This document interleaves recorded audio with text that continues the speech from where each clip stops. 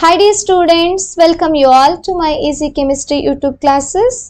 Here I would like to discuss about Rani Channamma University Belagavi NEP BSc 5th semester chemistry syllabus.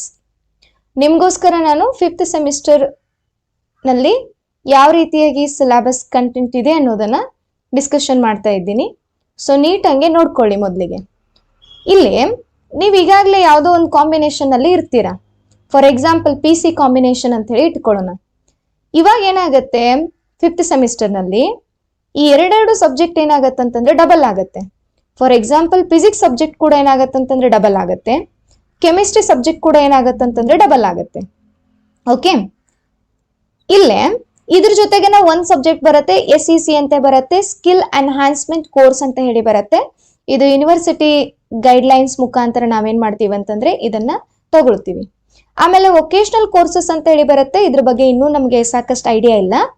So ಹೀಗಾಗಿ main papers ಬಗ್ಗೆ ಗಮನ ಕೊಡೋದಾದ್ರೆ ಅದರಲ್ಲಿ chemistry ಯಾರು main subject ತಗೊಂಡಿದ್ದೀರಲ್ಲ ಅಥವಾ chemistry ಯಾರು ತಗೊಂಡಿದ್ದೀರಲ್ಲ ಆ ಸಿಲೆಬಸ್ ಅನ್ನ ನೋಡೋದಾದ್ರೆ ನಿಮ್ಗೆ ಫಸ್ಟ್ ಸೆಮಿಸ್ಟರ್ ನಲ್ಲಿ ಇದ್ದಾಗ ಪೇಪರ್ ಯಾವ ರೀತಿಯಾಗಿ ಇರ್ತಿತ್ತು ಅಂತಂದ್ರೆ ಲೈಕ್ DSC ಫಸ್ಟ್ ಅಂತ ಹೇಳಿ ಇರ್ತಿತ್ತು. ಸೆಕೆಂಡ್ ಸೆಮಿಸ್ಟರ್ ನಲ್ಲಿ DSC 2. So similarly third and fourth ನಲ್ಲಿ DSC 3 ಅಂಡ್ DSC 4 ಅಂತ ಹೇಳಿ ಇರ್ತಿತ್ತು. ಇವಾಗ ನೀವು 5th ಸೆಮಿಸ್ಟರ್ ನಲ್ಲಿ ಇದ್ದೀರಾ, ಹೌದಾ? ಇಲ್ಲಿ ಏನಾಗತ್ತಂತಂದ್ರೆ ಒಂದ್ ಪೇಪರು DSC 5 ಅಂತ ಹೇಳಿ ಬರುತ್ತೆ, ಮತ್ತೊಂದು ಪೇಪರ್ ಏನಾಗತ್ತಂತಂದ್ರೆ DSC 6 ಅಂತ ಹೇಳಿ ಬರುತ್ತೆ. ಅಂದ್ರೆ ಎರಡು ಪೇಪರ್ ಏನಿರುತ್ತೆ, ಒಂದು ಪೇಪರ್ 1 DSC 5, ಪೇಪರ್ 2 DSC 6 ಆಗುತ್ತೆ. ಇಲ್ಲಿ ಕೊಟ್ಟಿದ್ದೀನಿ DSC 5 ಮತ್ತೆ DSC 6 ಅಂತ ಹೇಳಿ. ಸೊ ಅಗೇನ್ ಇದೇನಂತಂದ್ರೆ ಕೋರ್ಸ್ ಕೊಡೋದು ಎಲ್ಲ ಬರುತ್ತೆ.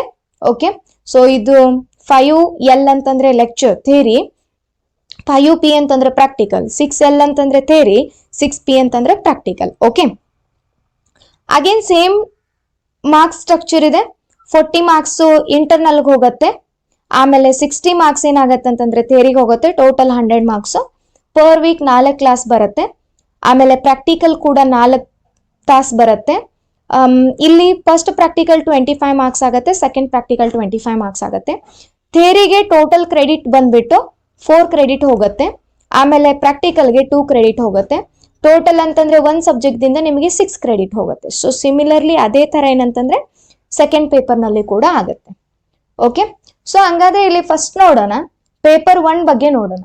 ಓಕೆ, ಸೊ ಪೇಪರ್ 1 ಬಗ್ಗೆ ಇಲ್ಲಿ ಏನ್ ಕೊಟ್ಟಿರ್ತಾರೆ, ಮೊದಲೇ ನೀವು ಸಿಲೆಬಸ್ಗಿಂತ ಮುಂಚೆ ಏನಕ್ಕೆ ನಾವು ಆ ಸಿಲೆಬಸ್ ಕಲಿಬೇಕು ಅನ್ನೋದನ್ನ ತಿಳ್ಕೊಳ್ಬೇಕು.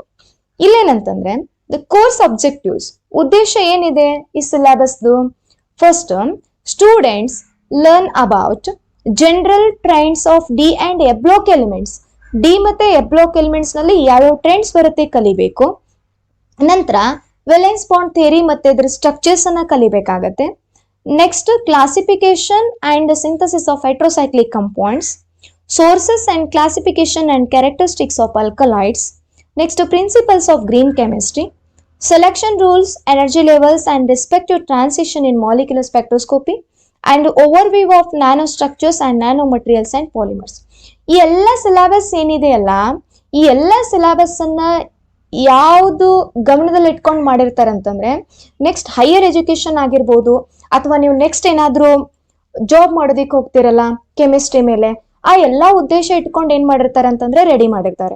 ಫಾರ್ ಎಕ್ಸಾಂಪಲ್ ಇವಾಗ ಯಾವುದೇ ಇಂಡಸ್ಟ್ರಿ ತಗೊಂಡ್ರೆ ಆ ಇಂಡಸ್ಟ್ರಿನಲ್ಲಿ ಏನಿರುತ್ತೆ ಅಂತಂದ್ರೆ ಮೋಸ್ಟ್ ಸಿಂಥಸಿಸ್ ಇರುತ್ತೆ, ಅಂದ್ರೆ ಯಾವ್ದಾದ್ರು ಸಿಂಥಸಿಸ್ ಮಾಡೋದಾಗಿರ್ಬೋದು ಅಥವಾ ಅಪ್ಲಿಕೇಶನ್ಸ್ ಇರುತ್ತೆ. ಈ ಎಲ್ಲಾ ಸಿಲೆಬಸ್ ಏನಾಗತ್ತೆ ಅಂತಂದ್ರೆ ನಿಮಗೆ ಸಿಕ್ಕಾಪಟ್ಟೆ ಹೆಲ್ಪ್ ಆಗತ್ತೆ.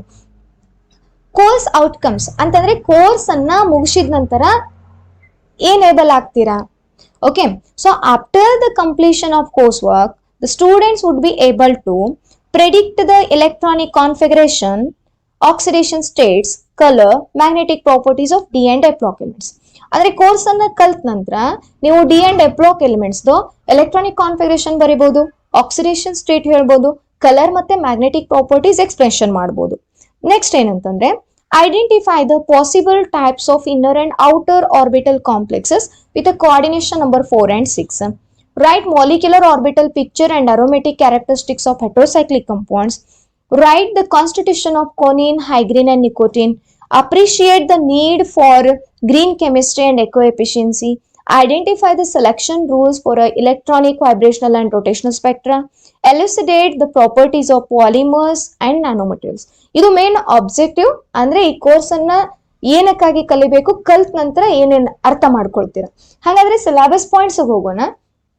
ನೀವೆಲ್ಲರೂ ಒಂದ್ ನೆನ್ಪಿಟ್ಕೊಳ್ಬೇಕು, ನೀವು first semester, second semester, third and fourth semester ನಲ್ಲಿ ಏನ್ ಕಲ್ತಿದ್ದೀರಲ್ಲ, it was too difficult syllabus, ಬಹಳಷ್ಟು ಡಿಫಿಕಲ್ಟ್ ಇತ್ತು. ಆದ್ರೆ ಈ ಫಿಫ್ತ್ ಸೆಮಿಸ್ಟರ್ ನಲ್ಲಿ ಸಿಲೆಬಸ್ ಡಿಫಿಕಲ್ಟ್ ಇಲ್ಲ. ಸಿಲೆಬಸ್ ಎಲ್ಲ ಕಾನ್ಸೆಪ್ಟ್ ಏನಿದೆ ಅಂತಂದ್ರೆ ಈಸಿ ಇದೆ, ಆದ್ರೆ ಜಾಸ್ತಿ ಟಾಪಿಕ್ಸ್ ಇದೆ ಅಷ್ಟೇ. ಅಂದ್ರೆ ಜಾಸ್ತಿ ಟಾಪಿಕ್ಸ್ ಅನ್ನ ನೀವು ಓದ್ಬೇಕಿದ್ರಲ್ಲಿ. ಆದ್ರೆ ಕಂಟೆಂಟ್ ಹೆಚ್ಚಿದೆ, ಬಟ್ ಸಿಲೆಬಸ್ ಅರ್ಥ ಮಾಡ್ಕೊಳ್ಳೋದೇನಿದೆ ಅಲ್ಲ ಅದು ತುಂಬಾ ಈಸಿ ಇದೆ.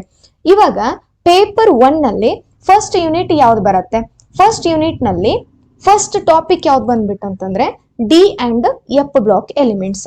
ಇಲ್ಲಿ first transition elements, that is a 3D series. 3D series ಅಂತಂದ್ರೆ you can start from scandium to zinc. Okay, scandium to zinc ಬರುತ್ತೆ. ಇಲ್ಲಿ ಏನೇನ್ ಕಲಿಬೇಕು? General group trends with special reference to electronic configuration, variable valency, color, magnetic and catalytic properties, ability to form a complexes. ಅಂದ್ರೆ ಇಲ್ಲಿ ಒಟ್ಟಾರೆ ಏನ್ ಕಲಿತೀರಾ? D block elements general properties ಏನೇನ್ ಬರುತ್ತೆ, colour properties, magnetic properties, catalytic properties, ಇದನ್ನ ನೀವು second year PUC ನಲ್ಲಿ ಕಲ್ತಿರ್ತೀರಾ. ಓಕೆ, ಸೊ ನೆಕ್ಸ್ಟ್ ಏನಂತಂದ್ರೆ ಲ್ಯಾಂಥನಾಯ್ಡ್ಸ್ ಅಂಡ್ ಕಾಂಟ್ರಾಕ್ಷನ್ ಬರುತ್ತೆ, electronic configurations, oxidation States, color, magnetic properties, lanthanoid contraction, separation of lanthanoids. Means this first para it is belongs to the D block elements. This second para it is belongs to the F block elements. ಅಂದ್ರೆ first ಭಾಗ ಸಂಬಂಧಪಟ್ಟದ್ದು D block elements ಗೆ, second ಭಾಗ ಸಂಬಂಧಪಟ್ಟದ್ದು F block elements ಗೆ. Next topic ಯಾವ್ದು ಬರುತ್ತೆ ಅಂತಂದ್ರೆ ಕೋಆರ್ಡಿನೇಷನ್ ಕೆಮಿಸ್ಟ್ರಿ 1. ಓಕೆ, ಇಲ್ಲಿ classification of ligands, IUPAC system of nomenclature of coordination compounds, PBT theory means that is valence bond theory, inner and outer complexes of chromium, iron, cobalt, nickel and copper with respect to the coordination number 4 and 6 ante baratte. Structural and stereoisomerism in complexes with a coordination number 4 and 6. Drawbacks of PBT means limitations of valence bond theory. ನೋಡಿ ಮತ್ತೊಮ್ಮೆ ಹೇಳ್ತಾ ಇದ್ದೀನಿ, previous compare ಮಾಡಿದ್ರೆ okay, ಅಥವಾ ಹೋದ್ ಸರ್ತಿ syllabus ಏನ್ fifth semester ಇದ್ರಲ್ಲ CBCS ನವರು, ಅವ್ರ ಸಿಲೆಬಸ್ ಕಂಪೇರ್ ಮಾಡಿದ್ರೆ ನಿಮ್ ಸಿಲೆಬಸ್ ತುಂಬಾ ಈಸಿ ಇದೆ. ಸೊ ಅದಕ್ಕೋಸ್ಕರ ಏನ್ ಮಾಡಿ ಅಂತಂದ್ರೆ ಏನ್ ಕಲಿತೀರಾ ಅದನ್ನ ಶ್ರದ್ಧೆಯಿಂದ ಕಲ್ತ್ರೆ ಸಾಕಷ್ಟೇ, ಈಸಿಲಿ ನೀವೇನ್ ಮಾಡ್ಬೋದು ಅಂತಂದ್ರೆ ಸ್ಕೋರ್ ಮಾಡ್ಬೋದಾಗಿದೆ. ಹಾಗಾದ್ರೆ ಸೆಕೆಂಡ್ ಯೂನಿಟ್ ನೋಡೋಣ. ಸೆಕೆಂಡ್ ಯೂನಿಟ್ ನಲ್ಲಿ ಏನಂತಂದ್ರೆ ಇದು ಆರ್ಗ್ಯಾನಿಕ್ ಸಂಬಂಧಪಟ್ಟದ್ ಬರುತ್ತೆ. ಇಲ್ಲಿ ಹೆಟ್ರೋಸೈಕ್ಲಿಕ್ ಕಂಪೌಂಡ್ಸ್ ಬರುತ್ತೆ. ಇಲ್ಲಿ ನೀವೇನ್ ಕಲಿತೀರಾ ಅಂತಂದ್ರೆ classification, molecular orbital picture and aromatic character of furan, thiophene, pyrrole, pyridine, synthesis of the following compounds. Furan and pyrrole from 1,4-diketones, pyridine by hand synthesis, electrophilic substitution reactions of pyrrole, furan and pyridine, chlorination and nitration, comparison of basicities of pyridine, piperidine and pyrrole. ನೀವು ಏನ್ ನೆನ್ಪಿಟ್ಕೊಳ್ಬೇಕಂತ ಮೊದ್ಲಿಗೆ ನೋಡ್ಕೊಳ್ಳಿ. ಇಲ್ಲಿ ಎಲ್ಲಾನು important factor ಆಗುತ್ತೆ, because ಇದು question ಏನಂತಂದ್ರೆ important. ಪಿರಿಡಿನ್ by hand synthesis ಆಗಿರ್ಬೋದು, ಪ್ಯುರಾನ್ ಅಂಡ್ ಪೈರಾಲ್ ಫ್ರಮ್ 1,4-ಡೈಕೀಟೋನ್ ಆಗಿರ್ಬೋದು, ಆಮೇಲೆ ಏನಂತಂದ್ರೆ ಎಲೆಕ್ಟ್ರೋಫಿಲಿಕ್ ಸಬ್ಸ್ಟಿಟ್ಯೂಷನ್ ರಿಯಾಕ್ಷನ್ಸ್ ಆಗಿರ್ಬೋದು, ಕಂಪ್ಯಾರಿಸನ್ ಆಫ್ ಬೇಸಿಸಿಟೀಸ್ ಆಫ್ ಪಿರಿಡಿನ್, ಪ್ಯಾಪರಿಡಿನ್ ಅಂಡ್ ಪೈರಾಲ್. ಅಂದ್ರೆ ನಾವು ಪ್ರೀವಿಯಸ್ ಸಿಲೆಬಸ್ ಕಂಪೇರ್ ಮಾಡಿದ್ರೆ ಇದೆಲ್ಲ ಕಾನ್ಸೆಪ್ಟ್ ಏನಾಗಿದೆ ಅಂತಂದ್ರೆ ರಿಪೀಟೆಡ್ ಆಗಿ ಎಕ್ಸಾಮ್ ನಲ್ಲಿ ಕೇಳಿದ್ರು. ಓಕೆ, ಸೊ ನೆಕ್ಸ್ಟ್ ಏನಂತಂದ್ರೆ ಇದರಲ್ಲಿ ಅಲ್ಕಲೈಡ್ಸ್ ಬರುತ್ತೆ. Definition, source, classification and general characteristics, Hoffman exhaustive. Methylation with pyridine as an example, isolation, constitution and conformation by synthesis, conine, hygrine and nicotine. ಅಂದ್ರೆ ಇಲ್ಲಿ ಆಲ್ಕಲಾಯ್ಡ್ಸ್ ಬಗ್ಗೆ ಕಲಿತೀರಾ, ಅದರ ಐಸೋಲೇಷನ್ ಬಗ್ಗೆ ಕಲಿತೀರಾ. ನೆಕ್ಸ್ಟ್ ಏನಂತಂದ್ರೆ green chemistry, the need for green chemistry and eco efficiency, green methods, green products, recycling of waste, 12 principles of green chemistry.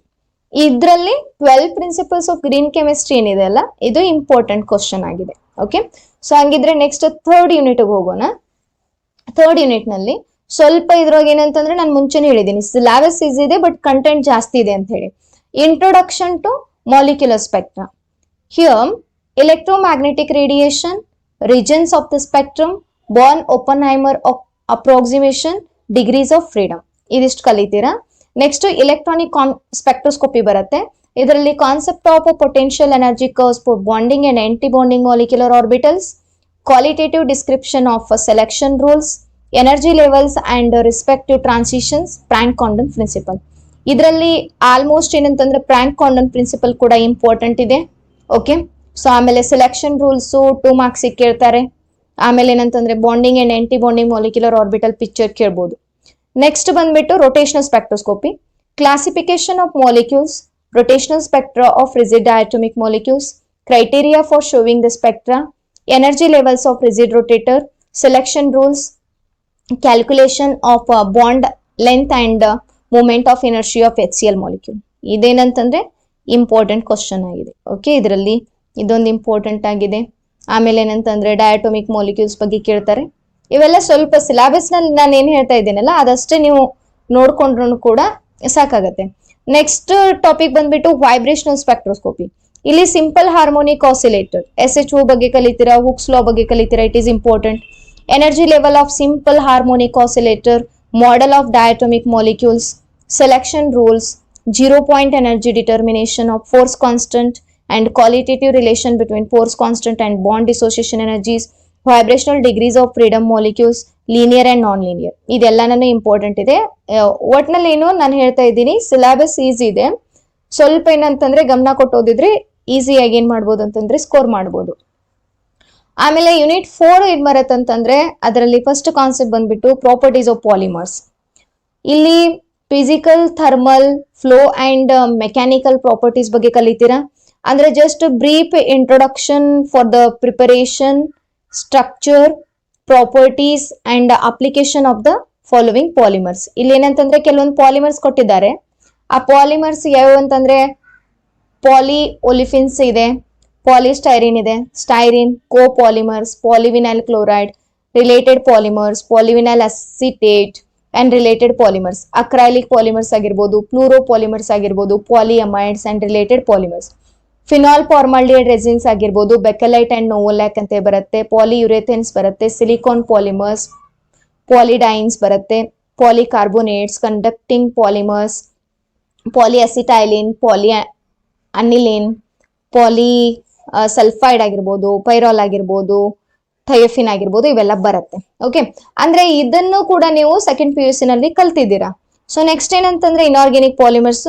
Inorganic polymers ಅಂತಂದ್ರೆ ಏನು, ಅದ್ರ ಟೈಪ್ಸ್ ಏನ್ ಬರುತ್ತೆ, comparison with organic polymers, silicones, phosphonitrilic halides formation, structure and applications. ಇಲ್ಲಿ important ಏನಂತಂದ್ರೆ differences between the organic and inorganic polymers ಕೇಳ್ತಾರೆ. Silicones ಮತ್ತೆ phosphonitrilic halides ಬಗ್ಗೆ ಕೇಳ್ತಾರೆ. ನೆಕ್ಸ್ಟ್ ಏನಂತಂದ್ರೆ ನ್ಯಾನೋ ಮಟೀರಿಯಲ್ಸ್ ಬರುತ್ತೆ. Overview of nano structures and nano materials, classification, preparation of gold and silver metallic nano particles, self assembled nanostructures, control of nano architecture, one dimensional control, carbon nanotubes and inorganic nanowires, bioinorganic nanomaterials. ಸ್ವಲ್ಪ ಇದು ಒಂದೇನಂತಂದ್ರೆ ಹೊಸ concept ಆಗಿದೆ ನಿಮ್ಗೆ, ಅಂದ್ರೆ ಗೊತ್ತಿಲ್ಲಪ್ಪ ಇದ್ರ ಬಗ್ಗೆ ಅಂತಂದ್ರೆ ಇದು ಒಂದನ್ನೇ ನೀವೇನ್ ಮಾಡ್ಬೋದು ಅಂತಂದ್ರೆ ಜಾಸ್ತಿ ಸ್ಟ್ರೆಸ್ ಮಾಡಿ ಓದ್ಬೋದಾಗಿದೆ ಅಷ್ಟೇ. ಸೊ ಇದೆಲ್ಲಾನು ಏನಂತಂದ್ರೆ ಪೇಪರ್ 1 ನಲ್ಲಿದೆ. ಪೇಪರ್ 2 ನಲ್ಲಿ ನೋಡೋಣ. ಸೊ ಸೇಮ್ ಹಂಗೇನಂತಂದ್ರೆ ಇಲ್ಲಿ ಕೋರ್ಸ್ ಆಬ್ಜೆಕ್ಟಿವ್ಸ್ ಬರುತ್ತೆ. ಇಂಡಸ್ಟ್ರಿಯಲ್ ಕೆಮಿಸ್ಟ್ರಿ ಬಗ್ಗೆ, preparation mechanism of applications of various reagents ಬಗ್ಗೆ, classification, colour constitution and synthesis of dyes, electrochemistry ಬರುತ್ತೆ, application of IR spectroscopy, UV ಇವೆಲ್ಲ ಬರುತ್ತೆ. ಇದು ಎಲ್ಲ ಏನಂತಂದ್ರೆ ಇಂಡಸ್ಟ್ರಿಯಲ್ ವರ್ಕಿಗೆ ಸಂಬಂಧಪಟ್ಟದಾಗಿದೆ. ಕೋರ್ಸ್ ಕಲ್ತ ನಂತರ ನೀವೇನ್ ಮಾಡ್ತೀರಾ ಅಂತಂದ್ರೆ manufacture of different types of industrial compounds ಬಗ್ಗೆ ತಿಳ್ಕೊಳ್ಬಹುದಾಗಿದೆ. ಅಲೈಸ್ ಆಗಿರ್ಬೋದು, abrasives, glass, cement and fuels. Preparation, mechanism of action and applications of various reagents like DCC, DDQ, LTA, NBS, PCC, etc. Write the synthesis of various dyes. Write the types of electrodes, sign conventions and applications of EMF measurements. Understand construction and application of batteries and fuel cells. Identify the molecules using the data from IR spectroscopy, UV, visible spectroscopy and mass spectroscopy. ಹಂಗಾದ್ರೆ ಯಾವ units ಇದೆ ಅಂತ ನೋಡೋಣ. Unit 1 ಏನಿದೆ ಅಂತಂದ್ರೆ industrial chemistry. Dear students, unit 1 will be a very easy. So easy ಅಂತ ಬಿಟ್ರಂತಂದ್ರೆ ಅಷ್ಟೇ difficult ಕೂಡ ಇದೆ. ಬಟ್ ಒಂದ್ಸರ್ತಿ ಮಾಡಿದ್ರೆ ನಿಮ್ಗೆ ಸಿಕ್ಕಾಪಟ್ಟೆ ಸ್ಕೋರ್ ಆಗುತ್ತೆ ಇದರಲ್ಲಿ. ಓಕೆ, ಇಲ್ಲಿ ಅಲೈಸ್ ಫಸ್ಟ್ ಬರುತ್ತೆ. ಇಲ್ಲಿ ಸಿಗ್ನಿಫಿಕೆನ್ಸ್ ಕಲಿಬೇಕು, ಟೈಪ್ಸ್ ಆಫ್ ಅಲೈಸ್ ಬಗ್ಗೆ ಕಲಿತೀರಾ, ಪ್ರಿಪರೇಷನ್ ಮೆಥಡ್ ಬಗ್ಗೆ ಕಲಿತೀರಾ, ಅದ್ರ ಅಪ್ಲಿಕೇಶನ್ ಕಲಿತೀರಾ. Abrasives classification, most scale of hardness, diamond, carborundum ಇವೆಲ್ಲ ಬರುತ್ತೆ ಇದರಲ್ಲಿ. Manufacture and applications of carborundum, alundum, tungsten, carbide. Glass, physical and chemical properties of glass, raw materials, manufacture using tank furnace, annealing of glass, types, composition and uses of glass. ನೀವು ಇದರಲ್ಲಿ ಏನೂ ಕಲೀಲಿಲ್ಲ ಅಂತಂದ್ರೆ at least alloys ಹೆಂಗ್ preparation ಮಾಡ್ತಾರೆ, ಅಬ್ರೆಸಿವ್ಸ್ ಹೆಂಗ್ preparation ಮಾಡ್ತಾರೆ, glass ಹೆಂಗ್ preparation ಮಾಡ್ತಾರೆ ಗೊತ್ತಿರಬೇಕು. ಇಂಡಸ್ಟ್ರಿಯಲ್ ಕೆಮಿಸ್ಟ್ರಿ 2 ನಲ್ಲಿ ಸಿಮೆಂಟ್ ಬರುತ್ತೆ, ರಾ materials, composition of Portland cement, manufacture by Rotary kill method, mechanism of setting.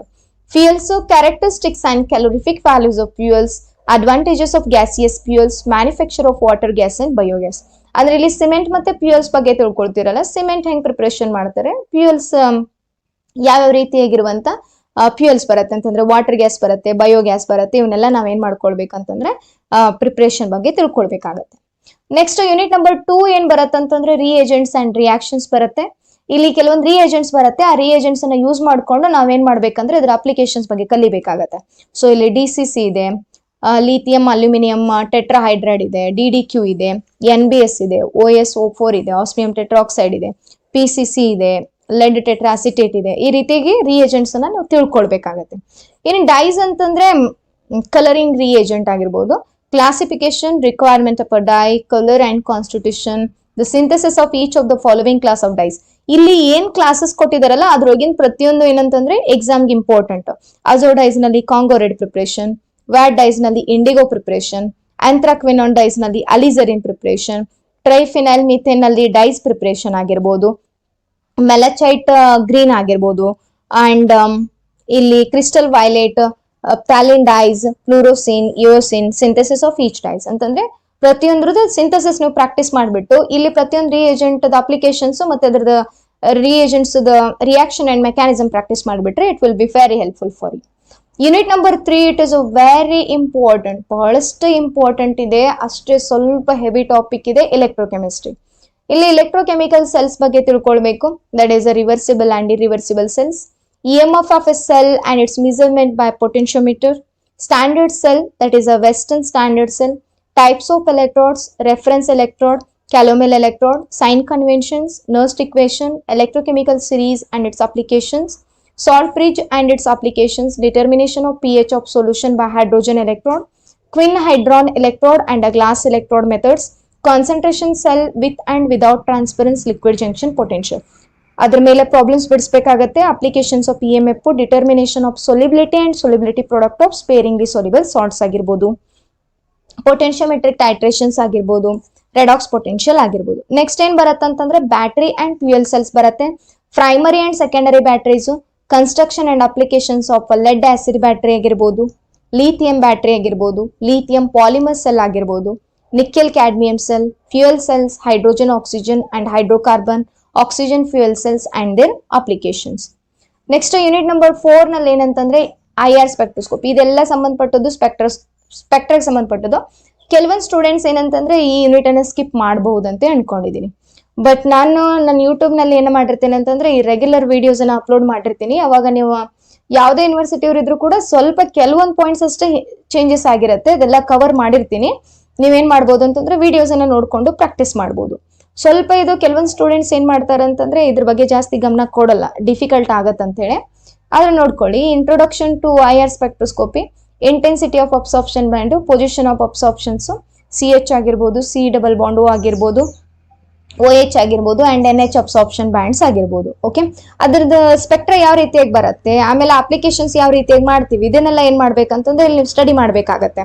Next UV and visible ಸ್ಪೆಕ್ಟ್ರೋಸ್ಕೋಪಿನಲ್ಲಿ ಟೈಪ್ಸ್ ಆಫ್ ಎಲೆಕ್ಟ್ರಾನಿಕ್ ಟ್ರಾನ್ಸಿಷನ್ಸ್, ಆಮೇಲೆ ಕ್ರೋಮೋಫೋರ್ಸ್ ಅಂಡ್ ಆಕ್ಸೋಕ್ರೋಮ್ಸ್ ಇದು ಇಂಪಾರ್ಟೆಂಟ್ ಇದೆ. ಬ್ಯಾಥೋಕ್ರೋಮಿಕ್ ಶಿಫ್ಟ್, ಹೈಪೋಕ್ರೋಮಿಕ್ ಶಿಫ್ಟ್ ಇದು ಕೂಡ ಇಂಪಾರ್ಟೆಂಟ್ ಇದೆ. Intensity of absorption, Woodward Fisher rules for calculation of conjugated dienes such as alicyclic ಆಗಿರ್ಬೋದು, homo annular and hetero annular dienes, applications of UV spectroscopy.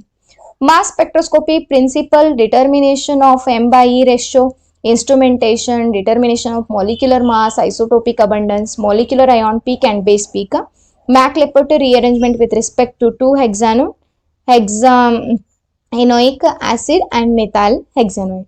So ಸ್ವಲ್ಪ easy ಇದೆ, ನೀವು ಅರ್ಥ ಮಾಡ್ಕೊಂಡ್ರೆ ಏನ್ ಮಾಡ್ಬೋದು ಅಂತಂದ್ರೆ ಈ ಟಾಪಿಕ್ ಅನ್ನ ಬಿಡಿಸ್ಬೋದು. ಓಕೆ, ಸೊ ಇದೆಲ್ಲ ಏನಂತಂದ್ರೆ ನಿಮಗೆ ಪೇಪರ್ 1 ಮತ್ತೆ ಪೇಪರ್ 2 ಸಿಲೆಬಸ್. ಸ್ವಲ್ಪ ಏನು ಹೇಳಿದೀನಿ ಅಂತಂದ್ರೆ ಸಿಲೆಬಸ್ ಇರೋದ್ರಿಂದ ನಾನು ಫಾಸ್ಟ್ ಹೇಳಿದೀನಿ ಅಷ್ಟೇ. ಇನ್ ನೆಕ್ಸ್ಟ್ ಇದ್ರ ನಂತರ ಏನಾಗುತ್ತೆ ಅಂತಂದ್ರೆ ರೆಗ್ಯುಲರ್ ಆಗಿ ಕ್ಲಾಸಸ್ ಸ್ಟಾರ್ಟ್ ಆಗುತ್ತೆ. ಸೊ ನೀವು ಆನ್ಲೈನ್ ಅಲ್ಲಿ ನೋಡ್ಕೊಂಡು ಏನ್ ಮಾಡ್ಬೋದು ಅಂತಂದ್ರೆ ನೋಟ್ಸ್ ಮಾಡ್ಕೊಂಡು ನೀವು ಸ್ಟಡಿ ಮಾಡ್ಬೋದು. ನಾನು ಸೆಪರೇಟ್ ನೋಟ್ಸ್ ಕಳ್ಸೋದಿಕ್ ಹೋಗಲ್ಲ. ಏನಕ್ಕಂತಂದ್ರೆ ಮತ್ತೆ ಬೇರೆ ಬೇರೆ ಸ್ಟೂಡೆಂಟ್ಸ್ ಏನ್ ಮಾಡ್ತೀರಾ ಅಂತಂದ್ರೆ ಮೇಡಮ್ ನೋಟ್ಸ್ ಕಳಿಸಿ ಅಂತ ಹೇಳಿ ಮೆಸೇಜ್ ಮಾಡ್ತೀರಾ. ನಾನು ಸೆಪರೇಟ್ ಆಗಿ ನೋಟ್ಸ್ ಕಳ್ಸೋದಿಕ್ ಹೋಗಲ್ಲ. ಕ್ಲಾಸ್ ನಲ್ಲಿ ಏನ್ ನಾನು ಡಿಸ್ಕಷನ್ ಮಾಡಿರ್ತೀನಲ್ಲ, you can note down that. ಅದನ್ನ ನೀವು ನೋಟ್ ಮಾಡ್ಕೊಳ್ಳಿ. ಮತ್ತೆ ಇನ್ನೂ ನಿಮ್ಮ ಫ್ರೆಂಡ್ಸ್ಗೆ ಯೂಟ್ಯೂಬ್ ಚಾನಲ್ ಗೊತ್ತಿಲ್ಲ ಅಂತಂದ್ರೆ ಶೇರ್ ಮಾಡಿ.